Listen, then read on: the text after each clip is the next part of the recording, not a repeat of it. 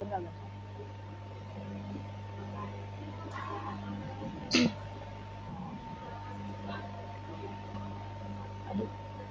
Oke.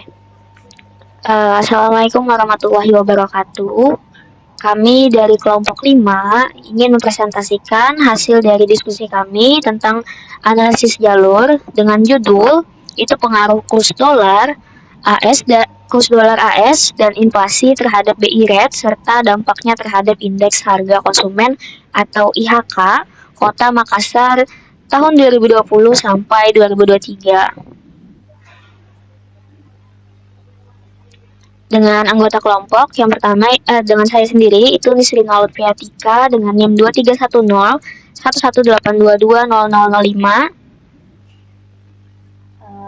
Perkenalkan nama saya Nur Amalia dengan NIM 23101118220048. Perkenalkan nama saya Laudia Ikabela dengan NIM 23101118220056.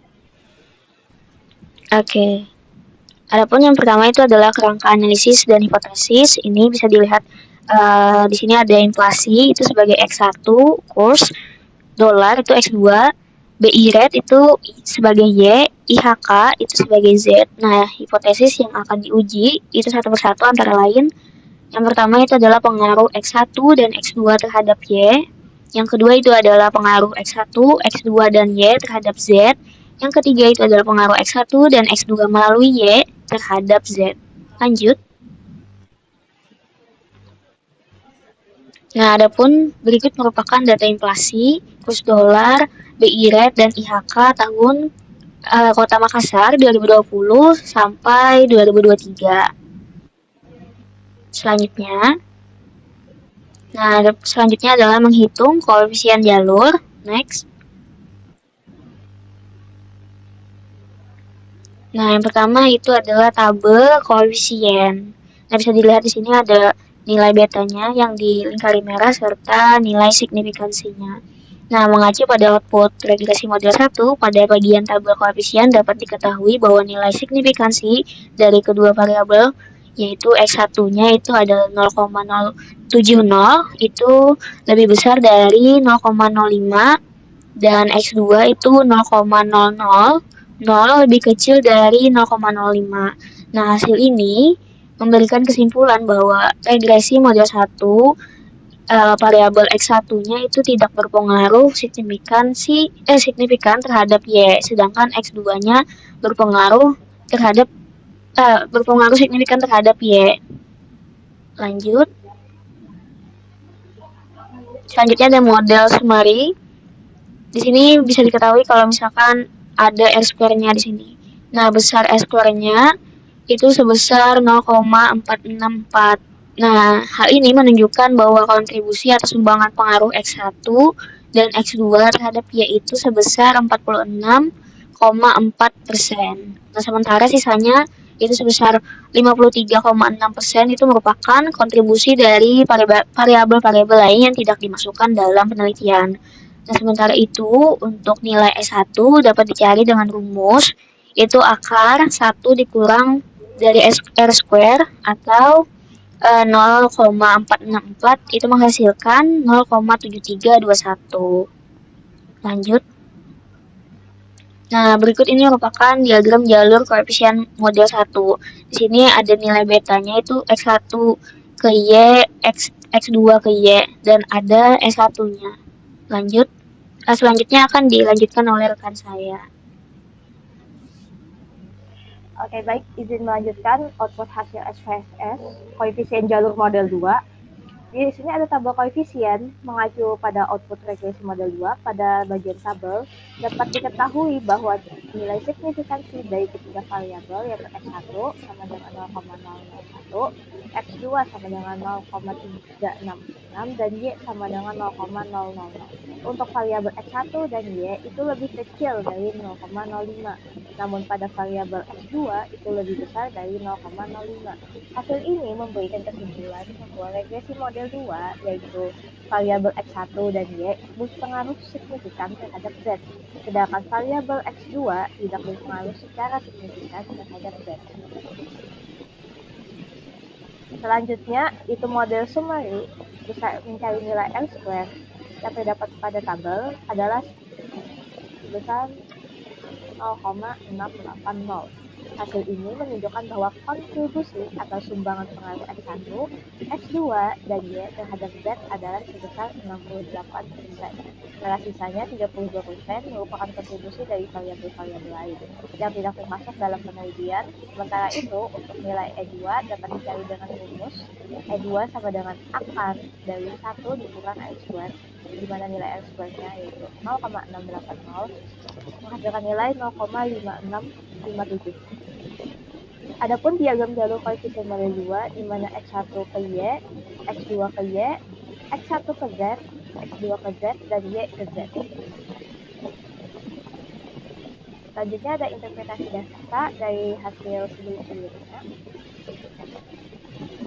Analisis pengaruh X1 terhadap Y, yaitu dari hasil analisis sebelumnya di tabel koefisien, diperoleh nilai signifikansi X1 sebesar 0,070 lebih besar dari 0,05, sehingga dapat disimpulkan bahwa secara langsung tidak terdapat pengaruh signifikan X1 terhadap Y. Lalu selanjutnya, yang kedua, analisis pengaruh X2 terhadap Y. Nah, dari analisis di atas sebelumnya juga diperoleh nilai signifikansi X2 sebesar 0,000 kurang dari 0,05, sehingga dapat disimpulkan bahwa secara langsung terdapat pengaruh signifikan X2 terhadap Y. Selanjutnya, analisis pengaruh Y terhadap Z. Dari analisis di atas sebelumnya juga diperoleh nilai signifikansi Y sebesar 0,000 kurang dari 0,05, sehingga dapat disimpulkan bahwa secara langsung terdapat pengaruh signifikan Y terhadap Z. Lalu selanjutnya akan dijelaskan oleh rekan saya.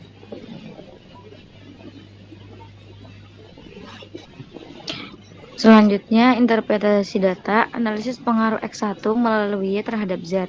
Diketahui pengaruh langsung yang diberikan X1 terhadap Z sebesar 0,362. Sedangkan pengaruh tidak langsung X1 melalui Y terhadap Z adalah perkalian antara nilai beta X1 terhadap Y dengan nilai beta Y terhadap Z, yaitu 0,232 dikalikan 0,501 sama dengan 0,116. Maka pengaruh total yang diberikan X1 terhadap Z adalah pengaruh langsung ditambah dengan pengaruh tidak langsung, yaitu 0,362 ditambah 0,116 sama dengan 0,478. Berdasarkan hasil perhitungan tersebut, diketahui bahwa nilai pengaruh langsung sebesar 0,362, pengaruh tidak langsung sebesar 0,116, dan pengaruh total sebesar 0,478, yang menunjukkan bahwa pengaruh langsung lebih besar dibandingkan dengan pengaruh tidak langsung. Selanjutnya, analisis pengaruh X2 melalui Y terhadap Z. Diketahui pengaruh langsung yang diberikan X2 terhadap Z besar 0,106. Sedangkan pengaruh tidak langsung X2 melalui Y terhadap Z adalah perkalian antara nilai beta X2 terhadap Y dengan nilai beta Y terhadap Z, yaitu 0,537 dikalikan 0,501 sama dengan 0,269. Maka pengaruh total yang diberikan X2 terhadap Z adalah pengaruh langsung ditambah dengan pengaruh tidak langsung, yaitu 0,106 ditambah 0,269 sama dengan 0,375. Berdasarkan hasil perhitungan tersebut, diketahui bahwa nilai pengaruh langsung sebesar 0,106, pengaruh tidak langsung sebesar 0,269, dan pengaruh total sebesar 0,375, yang menunjukkan bahwa pengaruh tidak langsung lebih besar dibandingkan dengan pengaruh langsung. Selanjutnya, maka dari rangkaian di atas memiliki kesimpulan hasil dapat ditarik hipotesis yang berbunyi pengaruh inflasi dengan variabel X1 dan kurs dolar dengan variabel X2 terhadap BI rate dengan variabel Y serta dampaknya terhadap indeks harga konsumen atau Z tidak sepenuhnya diterima. Sekian hasil presentasi kami. Terima kasih atas perhatiannya dan menonton videonya. Mohon maaf jika kami ada salah karena kami masih dalam proses belajar. Wassalamualaikum warahmatullahi wabarakatuh.